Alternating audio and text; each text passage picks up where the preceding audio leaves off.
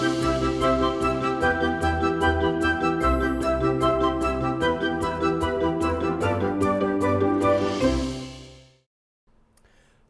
Hello money 9। मेरा सवाल है में आपका बहुत बहुत स्वागत है। मैं हूं आपके साथ Sandeep Grover.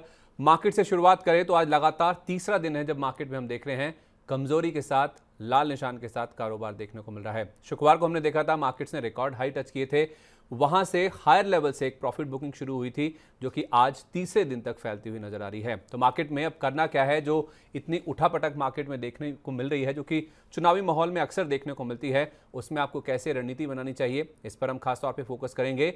Mid cap, small cap, छोटे मझोले शेयरों में ज्यादा दर्द, ज्यादा पेन नजर आ रहा है, वहां पे क्या रणनीति होनी चाहिए, इस पर भी हमारा फोकस रहने वाला है। खबरों वाले शेयर जो बज कर रहे हैं, जिनमें कोई ना कोई न्यूज का इंपैक्ट है, बजिंग स्टॉक्स में आपको क्या राय बनानी चाहिए, क्या रणनीति रखनी चाहिए, उन पर भी फोकस करेंगे।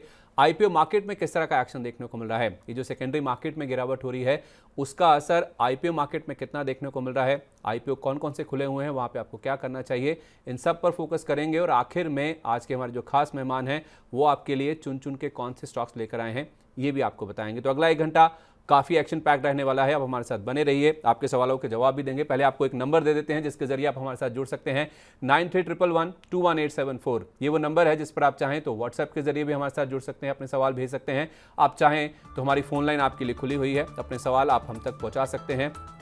जितने भी माध्यम आपके पास स्क्रीन पे आ रहे हैं उन सब माध्यम से आप अपने जो सवाल हैं हम तक पहुंचा सकते हैं। ज़्यादा से ज़्यादा सवालों को एड्रेस करने की कोशिश करेंगे, आपकी जो दुविधाएं हैं उनको दूर करने की कोशिश करेंगे। और आज जो खास मेहमान जो आपके सवालों के जवाब देने वाले हैं वो हैं अरुण मंत्री जी, मंत्री फिनमार्ट के फाउंडर अरुण मंत्री जी हमारे साथ मौजूद भी हैं। अरुण सर, बहुत बहुत स्वागत है आपका मनी 9 पर। Welcome to Money 9। ये जो मार्केट्स में हम देख रहे हैं सर, 3 दिन से लगातार गिरावट हो रही है। पहले इसी से आपसे एक राय लेना चाहूँगा। फ्राइडे को हमने करीब 22,800 के आसपास का एक ऑल टाइम हाई छुआ, वहाँ से प्रॉफिट बुकिंग शुरू हुई। कई सारी खबरें हैं, कई सारे न्यूज़ फ्लो हैं, कई ट्वीट्स भी हैं जो कि मार्केट को इम्पैक्ट कर रहे हैं। मैं उनमें नहीं जा रहा हूँ, लेकिन मैं ये जानना चाह रहा हूँ कि मार्केट के लिए अहम सपोर्ट स्तर क्या है, क्योंकि आज भी हमने जो हाई छुआ है वो 22,500 के बिल्कुल नीचे 22,499 का है। तो क्या अहम रेजिस्टेंस है मार्केट के लिए, क्या चिंताएं हैं और आगे व्यू कैसे लेके चलना चाहिए, पहले उस पर बताएं सर।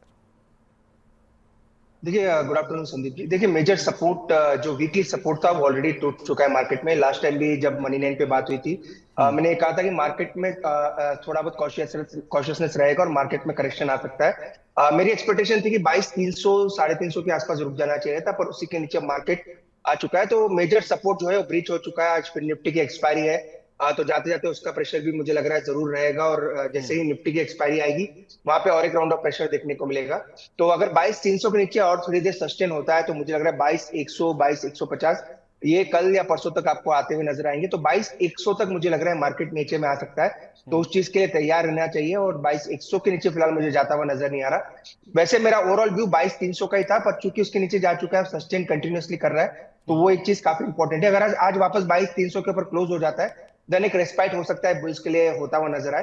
पर 22,100 मुझे लग रहा है एक बॉटम है, वहां तक हो सकता है। अगर आता भी है तो उसके नीचे जाना नहीं चाहिए। अगेन कल्प्रिट बैंक निफ्टी है। बैंक निफ्टी में पहले प्रेशर आपको देखने को मिला। बैंक निफ्टी की बात करें तो 48,300 48,500 ये एक सपोर्ट था, उसी के आसपास वापस आ चुका है। तो बैंक निफ्टी भी मुझे लग रहा है अगर सपोर्ट लेना है तो ये एक सही सही लेवल रहेगा। जहां तक सपोर्ट की बात है, मेजर सपोर्ट 48,000 47,900 के पास है। तो दोनों ही इंडाइसेस निफ्टी बैंक निफ्टी में थोड़ा करेक्शन और आ सकता है। 22,100 निफ्टी में एक सपोर्ट है और 48,000 से 47,900 ये एक बैंक निफ्टी में सपोर्ट है। वहां पे आता है तो वहां पे डेफिनेटली एंट्री करके चल सकते हैं। इनफैक्ट आपने बैंक निफ्टी की बात करी सर, आज जो प्रेशर पॉइंट्स हैं वो एक तो दिग्गज रिलायंस इंडस्ट्रीज है और दूसरा है बैंक्स, जैसे आप बात कर भी रहे थे। बैंक निफ्टी के जो 12 कंस्टिट्यूएंट्स हैं उसमें से कोटक बैंक को छोड़ दे जो कि करीब 0.25% ऊपर है, बाकी सभी 11 शेयर आपको लाल निशान में नजर आएंगे। पीएनबी सबसे ज़्यादा 4.5% की गिरावट दिखा रहा है और एयू स्मॉल फाइनेंस बैंक सबसे कम ½ के आसपास की कमजोरी यहाँ देखने को मिल रही है। तो एक रिलायंस इंडस्ट्रीज यहाँ पे जो आज 2800 का जो एक अहम सपोर्ट स्तर है वो कहीं ना कहीं ब्रीच होता हुआ दिखा है। तो रिलायंस इंडस्ट्रीज और बैंकिंग इंडेक्स है, खासतौर पे जो पीएसयू बैंक है वहाँ पे प्रेशर ज़्यादा देखने को मिला है। क्या ये चुनावी रैली जो थी वो पूरी तरह से फिजल आउट हो चुकी है, अब मुनाफा वसूली देखने को मिल रही है, या आपको लगता है कि ये छोटा ही दौर रहेगा और लोअर लेवल्स पे फिर से खरीदारी करनी चाहिए पीएसयू बैंकों में और रिलायंस इंडस्ट्रीज में? देखिए संदीप जी, मुझे लगा रिलायंस में तो डेफिनेटली खरीदारी करनी चाहिए। 2750 एक अच्छा सपोर्ट है। हम्म। इनफैक्ट आज भी हमने यही कहा था कि 2800 के आसपास आता है तो वहां पे बाई करना चाहिए। यूजुअली इन्वेस्टमेंट का कॉल था, तो 2800 के आसपास आया है और आज भी हमने बाई भी करा है। तो हम्म। रिलायंस में तो कोई दिक्कत वाली बात नहीं है। तो 2750 तक भी आता है तो वहां पे भी जरूर बाई कराएंगे। तो स्टॉक ओवरऑल बुलिश है डेफिनेटली। क्रूड जिस हिसाब से गिरा है, थोड़ा बहुत इम्पैक्ट रिलायंस को आप कह सकते हैं सेंटिमेंटली नजर आता है, तो उसी का इम्पैक्ट देखने को मिल रहा हम्म। है। सेकंड, थोड़ा आइडिया का रिवाइवल की जो बातें चल रही है, इस वजह से भी थोड़ा आपको थोड़ा यही नजर आ रहा है कि रिलायंस में थोड़ा प्रेशर नजर आ रहा है। तो मुझे लग रहा है ओवरऑल ठीक है, रिलायंस में कोई दिक्कत वाली बात नहीं है। पीएसयू बैंक्स अगेन दिक्कत हो सकती है, क्योंकि जो नए आरबीआई के नॉर्म्स आए थे प्रोजेक्ट रिलेटेड, जो प्रोविजंस बनाने थे, उसी वजह से ओवरऑल प्रेशर नजर आ रहा है। पर bank of Baroda, bank of Maharashtra, even SBI, ये तीनों स्टॉक जरूर रेडार पर रखें। अगर इनमें गिरावट आती है, जैसे कि एसबीआई का रिजल्ट फ्राइडे को ड्यू है, अगर उससे पहले वापस एसबीआई आपको 770 780 के पास मिलता है और 20 रुपए नीचे मिलता है, तो एसबीआई का जरूर बाय करके चल सकते हैं। ये बात जरूर है कि जो भी पीएसयू बैंक गिरे हैं, सभी पीएसयू बैंक जल्दी ऊपर नहीं आएंगे। क्वालिटी पीएसयू जैसे बैंक ऑफ महाराष्ट्र है, बैंक ऑफ बड़ौदा, एसबीआई, ये पहले आपको ऊपर आते हुए नजर आएंगे। ठीक है, तो SBI, bank of Baroda, bank of Maharashtra और पीएनबी कुछ ऐसे स्टॉक्स हैं जिन पे आप नज़र रख सकते हैं। इनमें हो सकता है लोअर लेवल से काफ़ी अच्छा बाइंग इंटरेस्ट देखने को मिले भी। लेकिन सर, एक बात जो कि हर कोई जानना चाह रहा है, खासतौर पे क्योंकि रिटेल निवेशकों का छोटे मझोले शेयरों में, मिड कैप स्मॉल कैप में ज़्यादा इंटरेस्ट होता है। आज हम देख रहे हैं कि 200 पॉइंट के आसपास निफ्टी नीचे है, करीब 600 अंकों की गिरावट सेंसेक्स में है और 600 अंकों के आसपास का एक गोता निफ्टी बैंक ने भी लगाया है। लेकिन दिक्कत की बात है छोटे मझोले शेयर। बीएससी का स्मॉल कैप इंडेक्स देखिए 1000 अंकों से ज़्यादा की गिरावट। मिड कैप इंडेक्स जो निफ्टी मिड 100 है, उसमें 1250 अंकों के से ज़्यादा की जो गिरावट है वो फिलहाल देखने को मिल रही है। तो ये जो मिड कैप स्मॉल कैप में जो कार्नेज देखने को मिल रहा है, जो गिरावट देखने को मिल रही है, ये कितनी चिंताजनक है, कितनी लंबी चलेगी। और मैं इनफैक्ट एक हर्ष गोयनका साहब का एक ट्वीट भी था जिसमें उन्होंने कहा था कि बाजार में एक हो सकता है कि जो हर्षद मेहता टाइप का एक जो ईरा है वो बन रहा है, ब्रोकर्स की सांठ गांठ के साथ। हो सकता है कि कुछ बड़े घोटाले भी आते हुए दिखें, और वो भी छोटे मझोले शेयरों में जहां पे रिटेल निवेशकों की हिस्सेदारी या भागीदारी ज़्यादा होती है। आप इससे कितना इत्तेफाक रखते हैं और ये जो गिरावट हो रही है मिड कैप स्मॉल कैप में, ये कितनी चिंताजनक है सर? अगेन संदीप जी, गिरावट मिड कैप में हो रही है तो चिंताजनक की बात जरूर है, और ओवरऑल चार्ट भी वीकनेस जरूर दिखा रहा है, तो मिड कैप में मुझे लग रहा है वीकनेस रहेगी। अगेन किसी ट्वीट पे मैं कमेंट नहीं कर पाऊंगा, क्योंकि ट्वीट हो सकता है उनका पर्सनल ऑब्जर्वेशन हो, और उसके उसके साथ इत्तेफाक नहीं रख सकते, क्योंकि उन्होंने क्या डेटा देखा है, क्या चीज से वो बोल रहे हैं, उससे ज्यादा मैं आपको कह सकता हूँ उस पर टिप्पणी नहीं कर पाऊंगा। पर डेफिनेटली जो चीज मार्केट में दिख रही है, वीकनेस जरूर दिख रही है, और मिड कैप में वीकनेस हो सकता है कल या परसों के सेशन में भी आपको जारी होती हुई नजर आए। अगेन बबल है या स्टॉक ब्रोकर्स की जो वेरियस ट्वीट्स आए, वो चीज पे कोई हमारी राय नहीं है, पर डेफिनेटली जो चीज स्क्रीन पे दिख रही है वो क्लियरली है कि वीकनेस है, और 1 से 2 दिन मुझे लग रहा है वीकनेस और जारी रहेगी। क्वालिटी स्टॉक्स अगर नीचे मिलते हैं तो आप डेफिनेटली एक्यूमुलेशन की राय रहेगी। और जहां तक वोलेटिलिटी की बात है, आने वाले दिनों में जो विक्स 17 के आसपास चल रहा है, वो हो सकता है 20-22 के ऊपर भी जाता हुआ नजर आए। तो वोलेटिलिटी के लिए तो जरूर तैयार रहना है। और एक संदीप जी, एक राय हमने कल भी दी थी सभी क्लाइंट्स को कि ऑप्शन ट्रेडिंग जो है 10 से 15 दिन के लिए बंद कर दें। जो भी ऑप्शन ट्रेडर है या फिर जो भी फ्यूचर्स ट्रेडर है, यही कहा है 10 से 15 दिन एटलीस्ट ऑप्शन ट्रेडिंग बंद कर दे। करना है तो कैश में करें, क्वालिटी निफ्टी 50 या निफ्टी 100 स्टॉक्स में करें। अगर अटकते भी हैं तो निकल जाने की ज्यादा वहां पे गुंजाइश रहेगी। पर अगर ऑप्शंस में अटकेंगे तो वहां पे पैसा जाने का ज्यादा स्कोप है, क्योंकि विक्स काफी ऊपर है। अगर आप ऑप्शन बाई कर रहे हैं तो आप महंगा ऑप्शन बाई करेंगे, अगर आप ऑप्शन सेल करेंगे तो वोलेटिलिटी की वजह से आपके स्टॉप लॉस ट्रिगर होंगे। तो बाई और सेल साइड दोनों चीजें ही आपको नेक्स्ट 15 दिन काफी सताएंगी। इसलिए अगर जो भी ये शो देख रहा है, अगर कोई ऑप्शन ट्रेडर है, तो यही राय रहेगी, अगर आप ऑप्शन ट्रेडिंग करते हैं तो स्पेसिफिकली ऐसे स्टॉक में करें जहाँ पे वोलेटिलिटी कम है। अगर करते भी हैं तो बेटर है इंट्राडे रखें और लेके कोई पोजीशंस ना जाए। अगर और सेकंड ऑप्शन देखें तो बेटर है 15 दिन बंद कर दें। जैसे वोलेटिलिटी कम होगी तो वापस आप अपना ऑप्शन ट्रेडिंग शुरू कर दें। बेहतर होगा अगर आप ऑप्शंस ट्रेडिंग करते हैं तो 10 से 15 दिन अगर आप ऑप्शंस ट्रेडिंग से दूर रहें तो ये शायद बेहतर रणनीति हो सकती है। अगर आप पोजीशन लेते भी हैं तो ऐसे स्टॉक्स में लें जहां पे वॉलेटिलिटी कम हो, उठापटक कम हो, और अपनी पोजीशंस को कैरी फॉरवर्ड ना करें दिन के दिन, यानी कि इंटरडे में अपनी जो पोजीशंस हैं उनको आप स्क्वायर ऑफ कर लें। और विक्स की जिसकी बात अभी अरुण सर कर भी रहे हैं, 6% का जंप आप देखिए इंडिया विक्स में आज देखने को मिल रहा है। 17.5 का लेवल फिलहाल देखने को मिल रहा है। और जब जब विक्स बढ़ता है इसका इंडिकेशन यही है कि बाजार में उठापटक या तो फिर जो अनिश्चितता है वो बढ़ती है।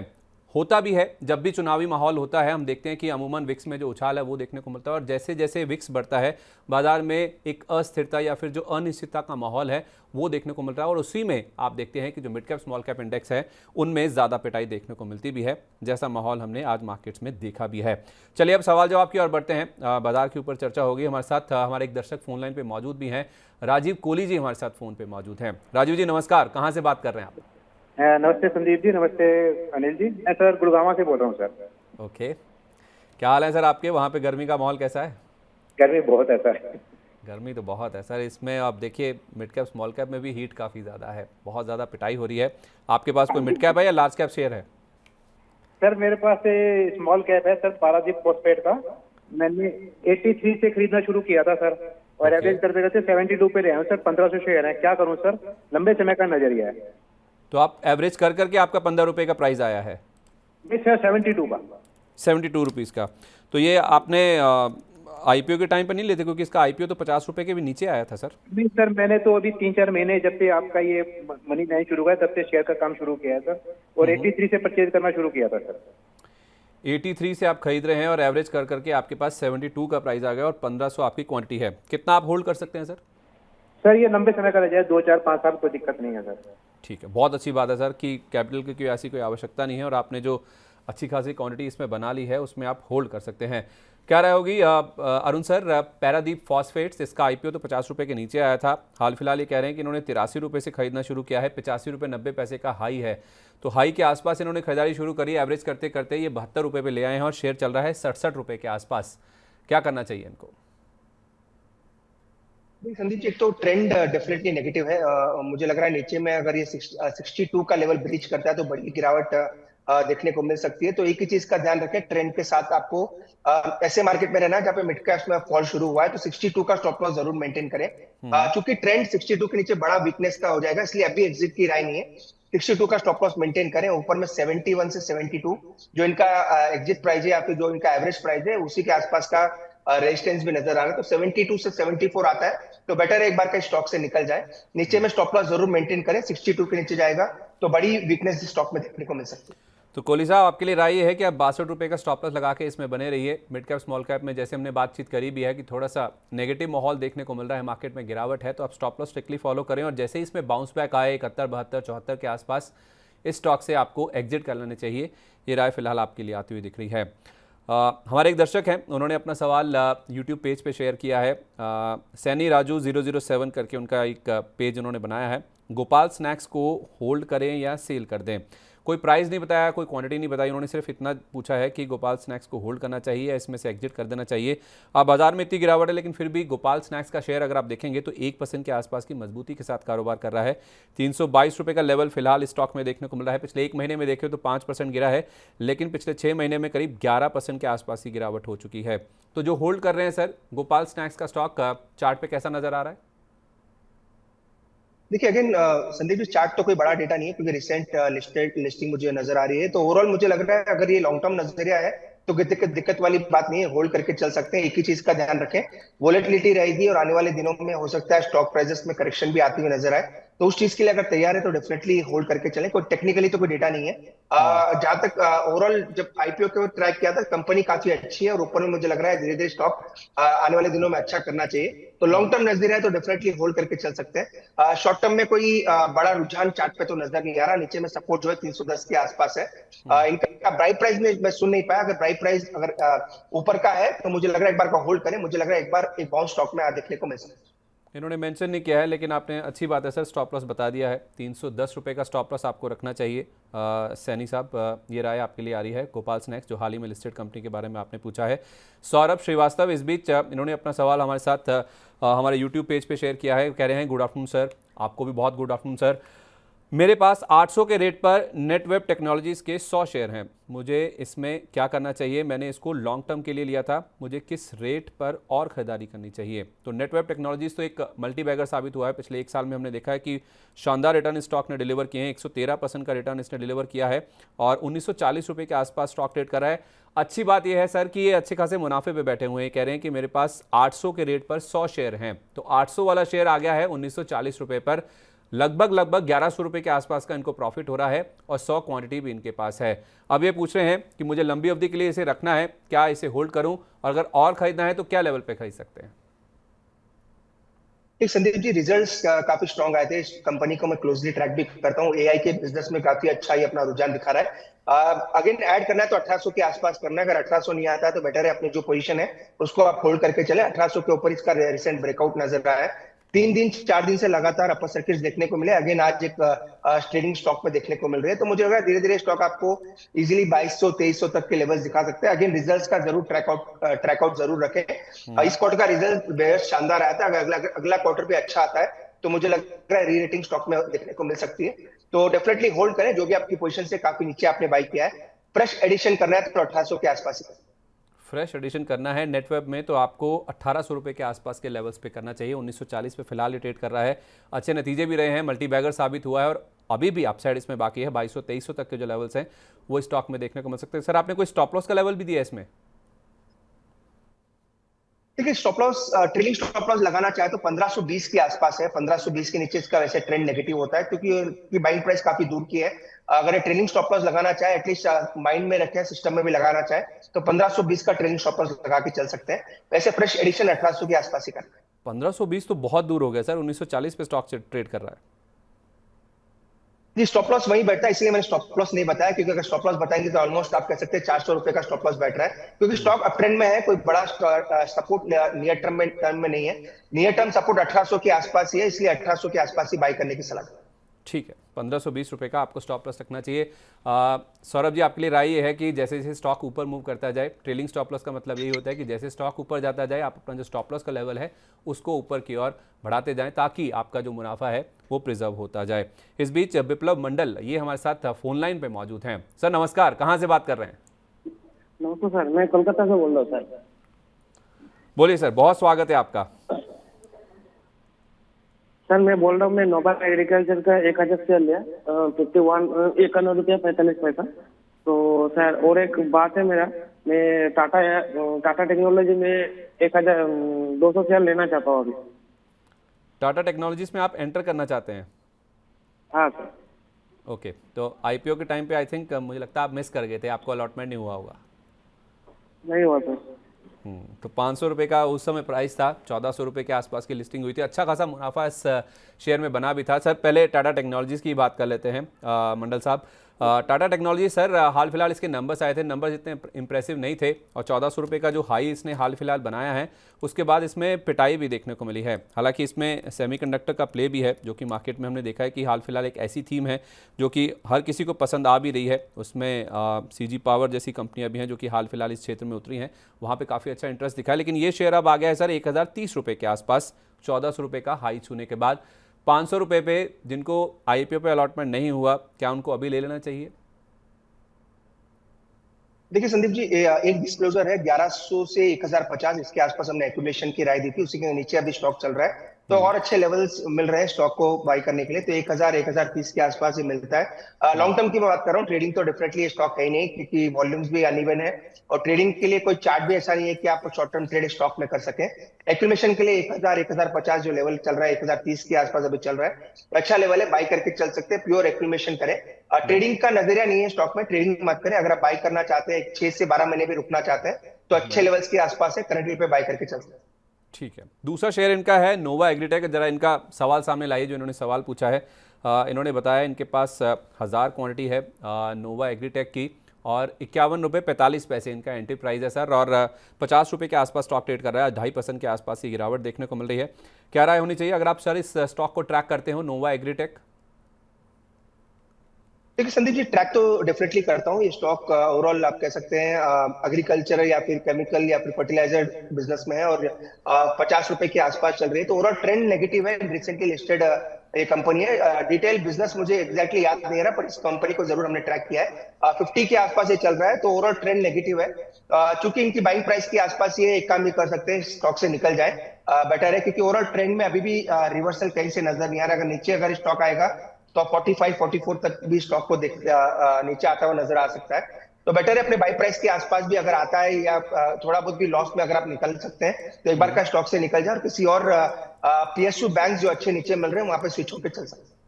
ठीक है, तो एक बार के लिए मंडल साहब आपके लिए राय ये है कि स्टॉक से आप निकल जाइए और टाटा टेक्नोलॉजी जिसमें आप एंटर करना चाहते हैं उसके लेवल्स भी आपको बताए गए हैं, उसमें आपको कैसे एंटर करना है, एक्यूमुलेट करना है, यानी कि हर गिरावट पे धीरे धीरे उसको आपको खरीदारी करनी है। ये राय भी आपको मिल गई है। आई होप आपके दोनों सवाल एड्रेस हो चुके होंगे। एक और दर्शक जिन्होंने अपना सवाल हमारे साथ यूट्यूब पेज पे शेयर किया है वो हैं FCA अमित अग्रवाल। वो कह रहे हैं, हेलो विपुल जी, मेरा सवाल भी ले लिया करो कभी। मैंने बाटा इंडिया के 30 शेयर लिए हुए हैं, 1400 रुपये के रेट पे होल्ड करूं या लॉस बुक कर लूं, बता दीजिए प्लीज़ सर। तो बाटा इंडिया सर 1400 रुपये के प्राइस पे इनके पास 30 क्वांटिटी है और 1320 रुपये पे आ गया है इसका भाव। 80 रुपये के आसपास का लॉस हो रहा है, 30 क्वांटिटी है, क्या लॉस बुक कर लेना चाहिए? देखिए एग्जैक्टली इनका व्यू मैं सुन नहीं पाया। अगर शॉर्ट टर्म के लिए इन्होंने लिया है तो डेफिनेटली स्टॉप लॉस 1340 के आसपास ट्रिगर हो जाना चाहिए था, क्योंकि 1340 का सपोर्ट था। पर ओवरऑल अगर इन्वेस्टमेंट के लिए लिया है तो होल्ड करके चल सकते हैं, अपने बॉटम के आसपास ही स्टॉक चल रहा है। हो सकता है आपको 1280 1300 तक के भी लेवल नीचे में देखने को मिले, तो इन्वेस्टमेंट पर्सपेक्टिव से कोई दिक्कत नहीं है। आप नीचे में और ऐड भी कर सकते हैं, 1280 आता है तो अगर आप कैपिटल लगा सकते हैं तो वहां पे और ऐड भी करें। पर प्योर ट्रेडिंग के लिए लिया है, 4 से 5 दिन के लिए लिया है, अगर स्टॉक नीचे आ चुका है तो मुझे लग रहा है एक बार का स्टॉप लॉस ट्रिगर हो चुका है, वहां पे एग्जिट की राय रहेगी। अगर इन्वेस्टमेंट हॉरिजॉन है 6 से 12 महीने रुक सकते हैं करंट लेवल से भी, तो मुझे लग रहा है कोई दिक्कत नहीं है, नीचे में और ऐड करके भी चल सकते हैं। टारगेट क्या बताया सर आपने लॉन्ग टर्म के 6 से 12 महीने के? देखिए एक्सटेंशंस, क्योंकि प्योर टेक्निकल राय दे रहा है, एक्सटेंशंस निकालते हैं तो 1440 का पहला टारगेट है, 1440 के ऊपर 1510 1520 का ऊपर में टारगेट रहेगा। तो मुझे लग रहा है 1500 के आसपास के इसके इमीडिएट टारगेट्स है, तो वहां तक एक बार स्टॉक आना चाहिए, क्योंकि टेक्निकली नेगेटिव है, कोई बड़े टारगेट्स नहीं है, इसलिए मुझे लग रहा है 1500 कंजर्वेटिव टारगेट स्टॉक में मान के चल सकते हैं। तो शॉर्ट टर्म के लिए तो स्टॉप लॉस ट्रिगर हो चुका है बाटा इंडिया में 1340 रुपये का, लेकिन अमित जी अगर आपका लंबी अवधि का नजरिया है तो आपको 1280 के आसपास आप चाहें, अगर आपके पास कैपिटल है तो आप और भी ऐड कर सकते हैं। 6 से 12 महीने अगर आप होल्ड करते हैं तो 1440 और उसके बाद 1510 तक के जो लेवल्स हैं वो बाटा इंडिया में देखने को मिल सकते हैं। तो थोड़ा नजरिया आप लंबा कर लीजिए, 6 से 12 महीने का, आपको अच्छे खासे गेन्स स्टॉक में देखने को मिल सकते हैं। ध्रुवा हल्दर उन्होंने अपना सवाल शेयर किया है।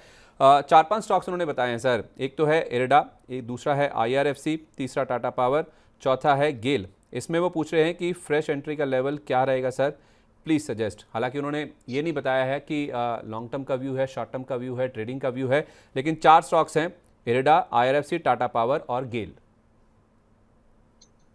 देखिए one by one Sandeep ji ले लेते हैं। पहले गेल की बात कर लेते हैं। गेल मुझे लग रहा है अपने बॉटम के आसपास शॉर्ट टर्म में नजर आ रहा है, 190 के आसपास मिलता है। 185 से 190 स्ट्रॉन्ग सपोर्ट जोन है, अगर उसके बीच में मिलता है तो गेल को डेफिनेटली बाय करके चल सकते हैं। अगेन टाटा पावर, जितना मुझे याद है इस वीक इसका रिजल्ट है, शायद आज या कल इसका रिजल्ट आने वाला है, तो रिजल्ट पे जरूर ध्यान रखें। इसका एंट्री जो लेवल है 410 से 420 के बीच में मिलता है, तो वो एक अच्छे एंट्री जोन्स हो सकते हैं। तो 400 से 410 के बीच में मिलता है, तो वहां पे टाटा पावर को अगेन आप एक्यूमुलेट कर सकते हैं। थर्ड स्टॉक IREDA जो है, इसमें डेफिनेटली एक क्रैकडाउन जरूर देखने को मिल रहा है। जो भी RBI का नए नॉर्म्स आए थे उसकी वजह से स्टॉक में थोड़ा वीकनेस नजर आ रहा है। अगेन मेरे ख्याल से फ्राइडे या मंडे इसका रिजल्ट है, जो कि हम इसका रिजल्ट हम डीपली ट्रैक भी करते हैं, तो रिजल्ट्स का जरूर ध्यान रखें। एक्यूमुलेशन लेवल्स की जहां तक बात है 155 से 160 ये लेवल है जहां पे आप एक्यूमुलेट करके चल सकते हैं। ठीक है, और IRFC के लिए सर? अगर Sandeep ji IRFC overall stock अभी भी आप कह सकते हैं ट्रेंडिंग है और अपने सपोर्ट के आसपास है, 150 के आसपास चल रहा है। 145 का अच्छा सपोर्ट है, 145 के आसपास आता है, तो वहां पे IRFC भी बाय करके चल सकते हैं। ठीक है, तो 155 से 160 ये इरडा का लेवल है जहां पे आप एक्यूमुलेट कर सकते हैं। टाटा पावर के लिए 410 से 420 ये लेवल्स हैं जहां पे आपको खरीदारी करनी चाहिए। IRFC के लिए 145 का बहुत ही अहम सपोर्ट स्तर है। इन लेवल्स के आसपास अगर आप चाहें तो अपनी खरीदारी की शुरुआत कर सकते हैं। तो हल्दर साहब आपने 4 स्टॉक्स पूछे थे, आई होप आपको चारों स्टॉक्स के जो एक्यूमुलेशन लेवल्स हैं, कहाँ पे खरीदारी करनी है, वो आपको जवाब मिल गया होगा। ये कोलकाता से हमारे साथ जुड़े थे, उन्होंने बताया भी है कि मैं ध्रुवा हल्दर फ्रॉम कोलकाता। अब गौरव सचिन जी के सवाल लेते हैं। उन्होंने कैनरा बैंक के शेयर ले रखे हैं सर। वो कह रहे हैं कि 520 पर 90 शेयर्स और टाटा पावर के 378 पर 95 शेयर उनके पास हैं। होल्ड और सेल काइंडली गिव व्यू। तो टाटा पावर की तो बात हो चुकी है सर। टाटा पावर पे आप कह रहे हैं कि 410 से 420 एक्यूमुलेशन जोन है, लेकिन इनका सवाल ये है कि इन्होंने खरीदे हुए हैं 95 शेयर 378 रुपये के भाव पर, तो ये मुनाफे में है, उसको भी जरा एक बार बता दीजिएगा। और कैनरा बैंक के बारे में जानना चाहते हैं जो इनके पास 520 रुपये के रेट पे है, और ये शेयर भी आज भले ही 3% गिरा हुआ है लेकिन 576 रुपये के आसपास है, इसमें भी इनको हो रहा है मुनाफा। ठीक संदीप जी, अगर शॉर्ट टर्म के लिए लिया है तो दोनों में प्रॉफिट बुक करके निकल जाए। मुझे लग रहा है एक बार का प्रॉफिट बुक करे, टाटा पावर वापस 400 410 आता है तो वहां पे एक बार का वापस ऐड ऑन करके चल सकते हैं। रिजल्ट्स पर जरूर ध्यान रखें। दोनों स्टॉक प्रॉफिट में है और थोड़ा ट्रेंड नेगेटिव होता हुआ नजर आ रहा है, तो एक बार का दोनों में ही प्रॉफिट बुक कर लें। कैनरा बैंक की जहां तक बात है, वापस 560 555 आता है तो फिर री एंट्री स्टॉक में करके चल सकते हैं। टाटा पावर ऑलरेडी मैंने कहा 400 से 410 ये लेवल स्ट्रॉन्ग सपोर्ट जोन के आसपास नजर आ रहे हैं, और रिजल्ट्स भी स्टॉक के मेरे ख्याल से 1 से 2 दिन में आने चाहिए। एग्जैक्टली डेट मुझे याद नहीं है, पर 400 के आसपास टाटा पावर आता है तो उसको भी बाय करके चल सकते हैं। ठीक है, तो दोनों स्टॉक्स में एक बार की तो मुनाफा बुक कर सकते हैं क्योंकि दोनों स्टॉक्स मुनाफे में हैं आपके, लेकिन जो बाइंग जोन्स हैं वो भी आपको इन दोनों स्टॉक के लिए बताए जा चुके हैं। इस बीच हमारे साथ एक दर्शक हैं संगीता कुंबर जी, उन्होंने अपना सवाल शेयर किया है। सर, 2 स्टॉक उन्होंने बताए हैं, एक तो है रामा स्टील ट्यूब्स का, अगर आप इसे ट्रैक करते हो 14 रुपये के भाव पे उन्होंने ये शेयर खरीदे हैं, और दूसरा है RVNL 274 रुपये के भाव से। क्या क्वांटिटी है, क्या व्यू है, उन्होंने शेयर नहीं किया है, लेकिन एक एक करके इनको लेते हैं। सर, RVNL पहले शुरुआत करते हैं, 274 रुपये इनका एंट्री प्राइस है और 266 रुपये के आसपास है। जाहिर सी बात है 10 रुपये का आज फॉल है, तो उन्होंने आजकल में ही शायद इसे खरीदा है, तो 4% के आसपास की आज की जो गिरावट है, क्या इसमें ये और ऐड कर लें, रुकें या लॉस बुक कर लें? देखिए संदीप जी, रुक सकते हैं। आरबीएनएल में कोई दिक्कत वाली बात नहीं है। एक ही चीज का ध्यान रखें, इलेक्शंस के आगे स्टॉक्स वोलेटाइल रहेंगे। Specifically railway related stocks, infra related stock, ये स्टॉक में वोलेटिलिटी जरूर देखने को मिलेगी। तो लंबा नजरिया है, एक्यूमुलेशन के लिए रखा है, अगर नीचे में ऐड कर सकते हैं तो ही स्टॉक को होल्ड करें। नीचे में नेक्स्ट लेवल जो है 255 के आसपास इसका मेजर सपोर्ट नजर आ रहा है, तो हो सकता है, मुझे लग रहा है 260 255 एक बार आता हुआ भी नजर आए। तो अगर लंबा नजरिया है तो ही होल्ड करें, और एक्यूमुलेशन करना है तो 255 के आसपास कर सकते हैं। अगेन रामा स्टील ट्यूब्स कोई बड़ा चार्ट पॉजिटिव नहीं है, 12 रुपए के आसपास चल रहा है, तो किसी भी उछाल पर स्टॉक को एग्जिट कर दे, कोई पॉजिटिव नजरिया नहीं है। वैसे भी अगर मिड कैप्स गिरेंगे तो ऐसे स्टॉक ज्यादा गिरेंगे जहां पे आपको प्राइसेस कम है और हो सकता है वॉल्यूम्स भी कम नजर आए। तो रामा स्टील ट्यूब्स पे किसी भी उछाल पे एग्जिट कर दे, और अगर आरबीएनएल आपके पास है, लंबा नजरिया है तो ही होल्ड करें, और 255 के आसपास आता है तो और ऐड करके भी चल सकते हैं। ठीक है, तो RVNL में अगर आपका लंबी अवधि का नजरिया है संगीता जी, तो आप होल्ड कर सकती हैं इसको। आप चाहें तो 255 रुपये के आसपास और भी एक्यूमुलेट कर रहे हैं। फिलहाल आज का जो प्राइस है वो है 266 रुपये के आसपास का, तो 10 रुपये के आसपास और गिरे तो वहाँ पे आप और इसमें चाहें तो ऐड कर सकती हैं। बल्कि रामा स्टील में आपको थोड़ा कॉन्ट्रा व्यू लेना चाहिए, कोई भी उछाल मिले तो आपको रामा स्टील के शेयर से एग्जिट कर लेना चाहिए। आपका 14 का एंट्री प्राइस है, 12 रुपये के आसपास है, तो अब आपके भाव के आसपास कभी भी आए तो इसमें से आपको निकल जाना चाहिए। यही आपके लिए बेहतर रणनीति होगी, जो हमें अरुण जी बता भी रहे हैं। जिग्नेश शर्मा हमारे साथ इस बीच फोन लाइन पे मौजूद हैं। जिग्नेश जी नमस्कार। नमस्कार सर। कहाँ से बात कर रहे हैं? ये गुजरात आनंद से बात कर रहा हूँ सर। माफ़ी चाहता हूँ, कहाँ से? गुजरात आनंद गुजरात। वहाँ पे तो चुनाव भी चल रहे हैं सर। हाँ चल रहा है, पर चुनाव और लेके आ गया, अभी फ्री बैठा हूँ। मैं वैसे हर रोज मनी 9 देखता हूँ, 1 से 2, बहुत कुछ सीखा है मनी 9 से अपने। अच्छा, तो आप वोट दे के आगे क्या? आपने चुनाव में मतलब हिस्सा लिया कि नहीं लिया? हाँ मॉर्निंग में देखे आगे। अच्छा, अपने अधिकार का ज़रूर इस्तेमाल करना चाहिए। बताइए सर, स्टॉक मार्केट में किस तरह से आपने एंट्री ली है और क्या जानना चाहते हैं? सर, गेल के मेरे पास 250 शेयर है, 204 के भाव से 1 महीने पहले लिए थे मैंने। तो अभी क्या करना चाहिए? अभी और एंट्री कर सकते हैं, होल्ड कर सकते हैं, या क्या करें अभी? ये वैसे तो 1-2 साल तक होल्ड कर सकता हूँ मैं। 1 साल आप होल्ड कर सकते हैं? हाँ, और दूसरा एक क्वेश्चन है सर, मैं पूछ लूँ क्या? बोलिए। बेल में एंट्री कर सकते हैं क्या? किसमें? बेल में? हाँ। अच्छा, तो ये आपने अभी गेल बताया? हाँ, पहले गेल बताया, अब बेल में एंट्री कर सकते हैं, फ्रेश एंट्री कर सकते हैं। ठीक है, तो आपने, मुझे लगा शायद आपने भेल बोला, मैं माफ़ी चाहता हूँ, भेल समझ गया। तो आप कह रहे हैं आपने गेल के शेयर ले रखे हैं, 200 क्वांटिटी आपके पास है, 204 रुपये पे आपने लिया था 1 साल पहले? हाँ, 1 महीने पहले। 1 महीना पहले आपने लिया, तो 1 महीना पहले आपने लिया था, और अभी वो शेयर चल रहा है 193 रुपये के आसपास, और BHEL में आप करना चाहते हैं एंट्री। इसमें भी लॉन्ग टर्म का नजरिया आपका? हाँ, लॉन्ग टर्म का नजरिया। ठीक है, तो अरुण सर, पहले गेल जिसमें इन्होंने एंट्री कर रखी है, 200 क्वांटिटी इन्होंने खरीदी थी 1 महीना पहले 204 रुपये पे। 1 महीना होल्ड करने के बाद अब हो रहा है 200 एक शेयर पर 10 रुपये के आसपास का लॉस। तो 2000 रुपये के आसपास का जो घाटा है उसको आप कैसे एड्रेस करेंगे? संदीप जी, अगेन मैंने कहा ये का स्ट्रक्चर पॉजिटिव है 185 के आसपास, जो कि मैंने सुना ये और ऐड भी करना चाहते हैं, तो 185 190 के बीच में मिलता है तो इसको जरूर ऐड करें। स्टॉक मजबूत है। ओवरऑल मुझे लग रहा है धीरे धीरे अपना जो 210 का हाई है ये भी स्टॉक निकलता हुआ नजर आएगा। तो 190 185 के बीच में मिलता है तो गेल ये ऐड करके चल सकते हैं। सेकंड क्वेश्चन जो मैंने सुना, इन्होंने बेल की बात की, बीएचईएल मुझे लग रहा है नीचे में अगर वापस 260 आता है, जो कि 20 डे मूविंग एवरेज है, जो कि इसका मेजर सपोर्ट है, तो 260 265 के बीच में मिलता है तो बीएचईएल वहां पे ऐड करके चले। 3 दिन की जो गिरावट जो तेजी थी, ऑलमोस्ट आज 2 दिन में ही इसने वापस वाइप आउट कर दी, तो वो ऐसी वोलेटिलिटी अभी आज मार्केट में देखने को मिल रही है। तो 260 के आसपास बीएचईएल मिलता है तो वहां पे ऐड करके चल सकते हैं। 260 रुपये के आसपास बीएचईएल अगर कोई किसी को मिलता है तो वहाँ पे आप ऐड कर सकते हैं। जिग्नेश जी, आपके लिए भी राय यही है कि गेल में आप बने रहिए। 210 का जो रिसेंट हाई है वो कह रहे हैं अरुण जी की पार हो जाएगा, इसमें आप होल्ड करिए। आप चाहें तो 185 190 पे मिले तो इसमें और भी आप ऐड कर सकते हैं। और बीएचईएल में आपको करनी है एंट्री 260 रुपये के आसपास। जना स्मॉल फाइनेंस बैंक, ये शेयर हाल फिलहाल हमने देखा था कि सुर्खियों में था अभी, क्योंकि आरबीआई ने जो स्मॉल फाइनेंस बैंक है उनको यूनिवर्सल बैंक यानी कि जो फुल सर्विस बैंक है उनमें तब्दील होने के लिए जो नई गाइडलाइंस है वो पिछले शुक्रवार की शाम को उनको जारी भी किया था। और उसके बाद हम देख रहे हैं कि एयू स्मॉल फाइनेंस बैंक तो ऐसा है जो कि शायद इन गाइडलाइंस में क्वालिफाई होता हो दिखे, लेकिन जना स्मॉल फाइनेंस बैंक ये उसमें क्वालिफाई नहीं होता हुआ दिख रहा है। और इसको लेकर सूरज सिंह हमारे एक दर्शक हैं, उन्होंने अपना सवाल पूछा भी है। कह रहे हैं नमस्कार विपुल सर। तो विपुल सर तो आज नहीं है तो मेरा नमस्कार आप स्वीकार कीजिए। 672 के भाव में उन्होंने 20 शेयर लिए हुए हैं सर, रिकवरी के कोई आसार हैं या लॉस बुक कर लेना चाहिए? तो 672 वाला सर शेयर आ गया है 610 रुपये के आसपास। 62 रुपये पर शेयर के आसपास का इनको लॉस है। तो इनके जो लॉस हो रहा है, हालांकि नोशनल इन्होंने बुक नहीं किया है, क्या इसकी भरपाई होने के कोई चांसेस नजर आते हैं? संदीप जी, स्टॉक काफी चल चुका है और काफी मेरे ख्याल से रिसेंट हाइस के आसपास ही इन्होंने बाई किए हैं। 650-60 के ऊपर फिलहाल जो कैंडल्स बने उस हिसाब से लग रहा है 660 के आसपास ये स्टॉक अटकना चाहिए, तो उसी के आसपास आता है तो एक बार का स्टॉक को एग्जिट कर दे। नीचे में स्टॉप लॉस 590 का जरूर लगा करके 590 के नीचे जाएगा तो वीकनेस काफी बड़ी देखने को मिल सकती है, तो 590 के स्टॉप लॉस आप होल्ड करें। 650 660 भी आता है तो एक बार का स्टॉक से निकल जाए। ठीक है, तो फिलहाल 590 के आसपास का स्टॉप लॉस लगा के आप इसमें होल्ड कर सकते हैं।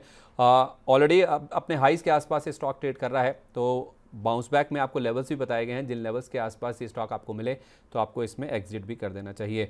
अच्छा सर, आज हमने देखा है कि जो रियल्टी स्टॉक्स हैं उनमें काफ़ी ज़्यादा पिटाई देखने को मिले, काफ़ी ज़्यादा मुनाफा वसूली का प्रेशर देखने को मिल रहा है। क्या ये जो हाल फिलहाल हमने बहुत अच्छे अपमूव्स देखे हैं, क्योंकि ज़्यादातर कंपनियां जो हैं उनके नंबर्स भी काफ़ी अच्छे आते हुए देखे हैं, इनकी जो बुकिंग्स हैं, जो प्री सेल्स के नंबर्स हैं वो भी काफ़ी अच्छे देखने को मिल रहे हैं, तो क्या ये मुनाफा वसूली जो लोग वेट कर रहे थे करेक्शन का उनके लिए अच्छा मौका है या अभी रुकना चाहिए इन शेयरों में एंट्री करने के लिए?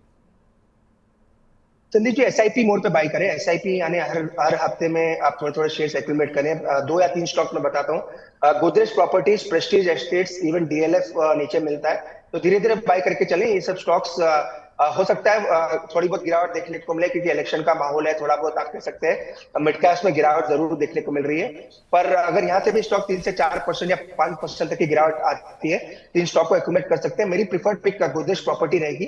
गोदरेज प्रॉपर्टी के बाद अगर कोई दूसरा स्टॉक बाय करना है तो प्रेस्टीज एस्टेट्स रहेगा। ये 2 स्टॉक्स में डेफिनेटली डिप में बाय करके चल सकते हैं।